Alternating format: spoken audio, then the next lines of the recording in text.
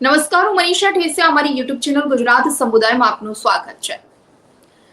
ગુજરાતનો રાજકીય માહોલ અત્યારે થોડો ગરમાયેલો છે. ઓગસ્ટ મહિનામાં પ્રધાનમંત્રી નરેન્દ્ર મોદીની અમદાવાદ મુલાકાત અને એટલે કે ગુજરાત મુલાકાત, તે સમયે તેમણે ગાંધીનગર, મહેસાણા, અમદાવાદની મુલાકાત લીધી હતી.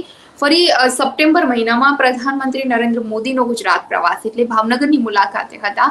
અને ત્યારબાદ અમિત શાહનો 3 દિવસીય આ ગુજરાત પ્રવાસ. એટલે હવે રાજકારણમાં કંઈક નવા જૂનીના એંધાણ વર્તાઈ રહ્યા હોય એવું લાગી રહ્યું છે. કંઈક નવા જૂની થશે, કારણ કે છેલ્લા ઘણા સમયથી ભારતીય જનતા પાર્ટી છે એ પ્રદેશ પ્રમુખની નિમણૂક નથી કરી શકતા, એના નામ પસંદ નથી કરી શકતી અને એની જાહેરાતને લઈ ઘણી વખત અટકળો વહેતી થતી હોય છે, પરંતુ આખરે હજુ પણ જાહેરાત નથી થઈ.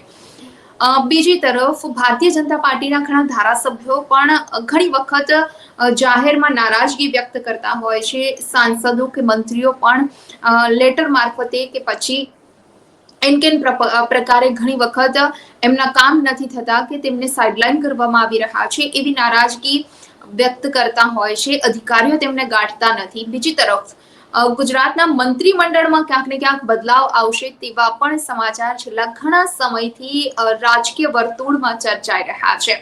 આ બધી જ પરિસ્થિતિને જોતા ક્યાંક ને ક્યાંક હવે અમિત શાહનો જે આ વખતનો ગુજરાત પ્રવાસ છે, આ પ્રવાસને સૂચક માનવામાં એટલા માટે આવી રહ્યો છે કારણ કે કંઈક હવે નવરાત્રિથી માંડી દિવાળી સુધી રાજકીય ક્ષેત્રે નવા જૂની થશે તેવા એંધાણ વર્તાઈ રહ્યા છે.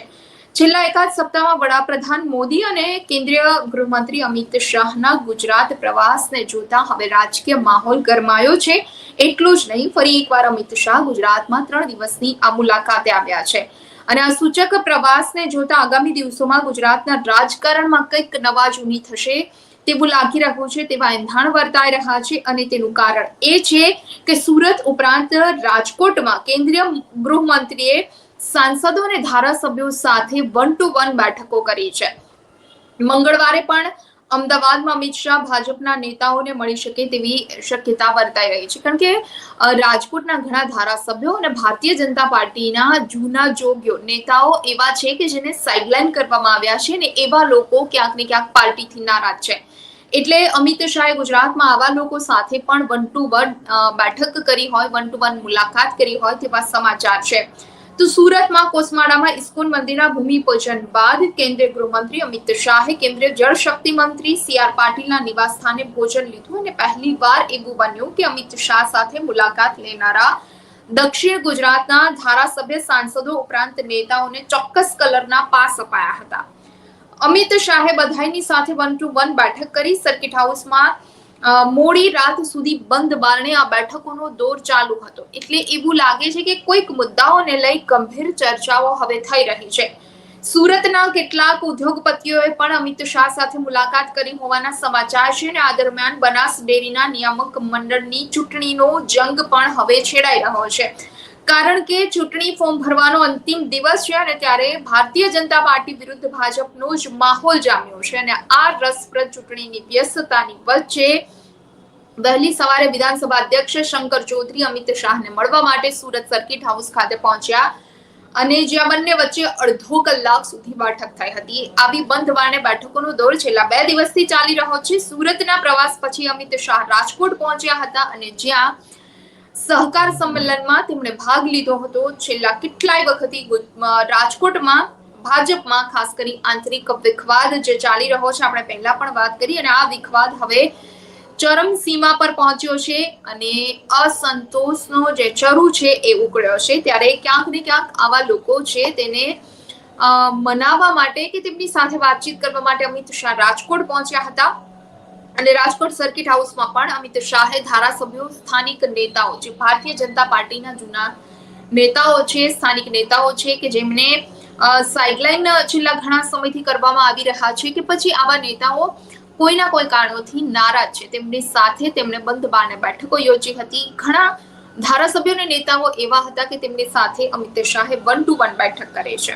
હવે સ્થાનિક સ્વરાજ્યની ચૂંટણીને આડે ગણતરીના મહિનાઓ જ બાકી છે અને ત્યારે જે રીતે અમિત શાહે બેઠકોનો દોર શરૂ કર્યો છે એ જોતા ભાજપના નવા પ્રદેશની નિમણૂક નજીકના દિવસોમાં થાય તેવા અણસાર વર્તાઈ રહ્યા છે અને આ જ કારણોથી ફરી એકવાર નવા પ્રદેશ પ્રમુખ અને મંત્રીમંડળના વિસ્તરણની અફવાને વેગ મળ્યો છે, કારણ કે આવી ચર્ચાઓ થોડા દિવસના અંતરે સામે આવી જ છે કે હવે મંત્રીમંડળમાં ફેરફાર થઈ શકે છે અને ભારતીય જનતા પાર્ટી છે તે પ્રદેશ પ્રમુખનું નામ જાહેર કરી શકે છે. પરંતુ આ બધી જ અફવાઓ પર પૂર્ણ વિરામ મુકાઈ જતો હોય છે. પરંતુ અમિત શાહની આ વખતની ગુજરાત મુલાકાત અને 1 to 1 બેઠક બંધ બારણે ધારાસભ્યો, સાંસદો, મંત્રીઓ સાથેની આ બેઠકને જોતા હવે એવું લાગે છે કે નવરાત્રીથી દિવાળીની વચ્ચે ચોક્કસ રાજકીય ક્ષેત્રે કંઈક નવા જૂની થશે એવી અણસાર અત્યારે એવા વર્તાઈ રહ્યા છે. ગુજરાતમાં કંઈક નવા જૂની થાય એવું હવે નક્કી લાગી રહ્યું છે. બનાસ ડેરીની ચૂંટણી વચ્ચે શંકર ચૌધરી પણ અમિત શાહને મળ્યા. રાજકોટ સર્કિટ હાઉસમાં ભારતીય જનતા પાર્ટીના નેતાઓ સાથેની અમિત શાહની બેઠકો, મુલાકાત અને આ બધું જ જોતા ચોક્કસ એવું લાગી રહ્યું છે, કારણ કે હવે ક્યાંક ને ક્યાંક સ્થાનિક સ્વરાજ્યની ચૂંટણીને પણ અમુક મહિનાઓ બાકી છે. એક તરફ આમ આદમી પાર્ટી છે એ પણ કામમાં જોતરાઈ ગઈ છે. એમનું ગુજરાત જોડો અભિયાન કે જેમને ખૂબ સારો પ્રતિસાદ મળી રહ્યો છે અને દરરોજ ઘણા બધા લોકો જ્યારે આમ આદમી પાર્ટીનો ખેસ ધારણ કરી રહ્યા છે એટલે આમ આદમી પાર્ટીમાં જોડાઈ રહ્યા છે. એમનું વર્ચસ્વ ક્યાંક ને ક્યાંક વધી રહ્યું છે. વિસાવદરમાં ગોપાલ ઇટાલિયાની જીત બાદ આમ આદમી પાર્ટી હવે ફૂલ ફોર્મમાં આગળ વધી રહી છે અને એ રીતે જનતાની વચ્ચે જઈ કામ કરી રહ્યા છે. બીજી તરફ કોંગ્રેસ પણ હવે કામે લાગી ગઈ છે. આ બધું જ માહોલ જોતા હવે ભારતીય જનતા પાર્ટી પણ સ્થાનિક સ્વરાજ્યની ચૂંટણીને લઈ કે પછી મંત્રીમંડળનું વિસ્તરણ હોય, નવા પ્રદેશ પ્રમુખની નિમણૂકની વાત હોય કે જે સાઇડલાઇન થયેલા કે નારાજ ધારાસભ્યો, સાંસદો, મંત્રીઓ હોય એમને મનાવવાની વાત હોય, આ બધા જ કામમાં હવે ભારતીય જનતા પાર્ટી પણ જાણે કે જોતરાઈ ગઈ હોય એ પ્રકારે પ્રધાનમંત્રી મોદીના પ્રવાસના એક અઠવાડિયા બાદ અમિત શાહનો ફરી આ ગુજરાત પ્રવાસ સુરત અને રાજકોટમાં લોકો સાથે બેઠકો એટલે કે ધારાસભ્યો, સાંસદો, મંત્રીઓ સાથેની બેઠક, ભારતીય જનતા પાર્ટીના નેતાઓ સાથેની 1 to 1 મુલાકાત, આ બધું જ જોતા એવું હવે ચોક્કસ કહી શકાય કે નજીકના સમયમાં જ હવે રાજકીય ક્ષેત્રે કંઈક નવા જૂની થશે, કંઈક ઉથલપાથલ થશે એવું ચોક્કસ લાગી રહ્યું છે. રાજકીય વર્તુળોમાં પણ ક્યાંક ને ક્યાંક એવી ચર્ચાઓ થઈ રહી છે. એટલે કેન્દ્રીય ગૃહમંત્રી અમિત શાહ ગુજરાતના પ્રવાસે છે અને સુરત બાદ તેમણે રાજકોટની જે મુલાકાત કરી, બનાસ ડેરીની ચૂંટણી વચ્ચે શંકર ચૌધરીએ પણ અમિત શાહ સાથે સુરત પહોંચી અને તેમની સાથે મુલાકાત કરી. એટલે ખાસ કરી રાજકોટના પ્રવાસ પૂર્ણ કરી કેન્દ્રીય ગૃહમંત્રી અમિત શાહ અમદાવાદ પહોંચ્યા હતા અને એરપોર્ટથી સીધા તેઓ સર્કિટ હાઉસ પહોંચ્યા હતા, જ્યાં તેમણે ડીજીપી સાથે બેઠક યોજી 20 મિનિટ સુધી ચર્ચા કરી હતી.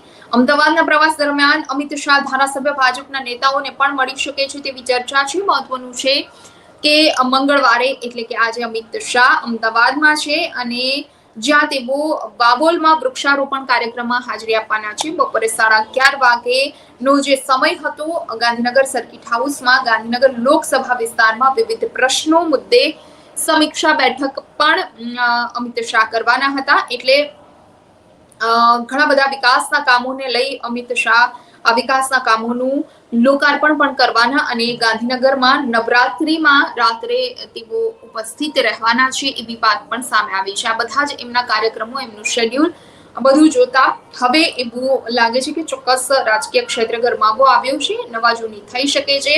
પરંતુ નવરાત્રી, દિવાળી વચ્ચે કદાચ કંઈક નવા સમાચાર મળી શકે એટલે કે પ્રદેશ પ્રમુખની નિમણૂક થઈ શકે અથવા મંત્રીમંડળનું વિસ્તરણ કે નવા મંત્રીમંડળની રચનાની જે વાત છે, અમુક મંત્રીઓને પડતા મુકાઈ શકે છે તો અમુક ધારાસભ્યો, સાંસદોને પણ મંત્રીમંડળમાં સ્થાન મળી શકે તેવી ચર્ચાઓ છેલ્લા ઘણા સમયથી થઈ રહી છે. તો આવી ચર્ચાઓ પર હવે ટૂંક સમયમાં પૂર્ણવિરામ મુકાઈ શકે તેવું અમિત શાહના આ ગુજરાત પ્રવાસને લઈ લાગી રહ્યું છે. જોવાનું રહ્યું આગામી સમયમાં હવે ભારતીય જનતા પાર્ટી કે પછી ગુજરાતના રાજકારણમાં શું નવા જૂની થાય છે. ચર્ચામાં અત્યારે બસ આટલું જ. આવતીકાલે કોઈ નવા ટોપિક સાથે જોડાશું. આજનો આ ટોપિક આપને પસંદ આવ્યો હોય તો વિડીયો લાઈક એન્ડ શેર કરવાનું ભૂલશો નહીં અને ખાસ અમારી ચેનલ ગુજરાત સમુદાય જેને આપ સબસ્ક્રાઇબ કરી લેશો. નમસ્કાર. વિડીયો પસંદ આવ્યો હોય તો લાઈક એન્ડ શેર કરવાનું ભૂલશો નહીં અને ખાસ અમારી ચેનલ ગુજરાત સમુદાયને સબસ્ક્રાઇબ કરી લેશો. આવતીકાલે કોઈ નવા ટોપિક પર ચર્ચા કરીશું.